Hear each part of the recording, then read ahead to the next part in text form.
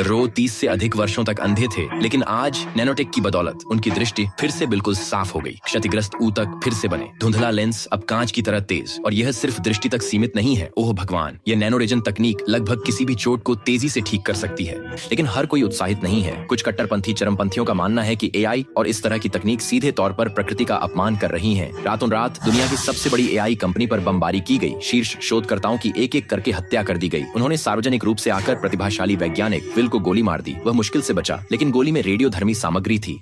हम 4 शायद 5 हफ्तों की बात कर रहे हैं, इससे पहले कि उसका सिस्टम बंद हो जाए। घर पर उसकी पत्नी एवलिन असहाय थी। उसे दिन ब दिन खत्म होते हुए देख रही थी। फिर उसने बंदरों से चेतना निकालने के बारे में एक पेपर देखा। उसके दिमाग में एक पागल विचार आया। उसने विल की कंपनी से एक क्वांटम चिप चुरा ली, गांव में एक लैब बनाई और अपने दोस्त मैक्स से मदद मांगी।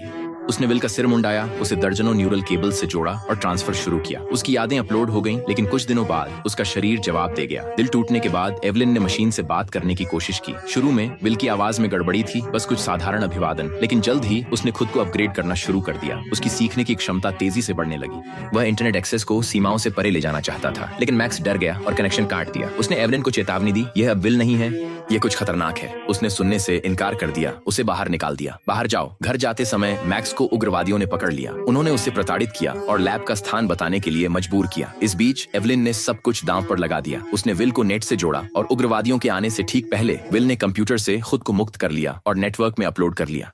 विल?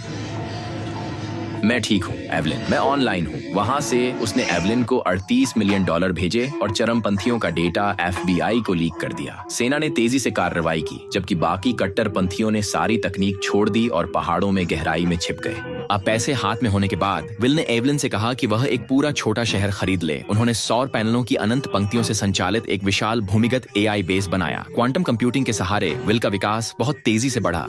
उसने नैनो पुनर्जनन में भी महारत हासिल कर ली। कोई भी सामग्री, कोई भी घाव वह तुरंत पुनर्निर्माण कर सकता था। लेकिन अब विल कुछ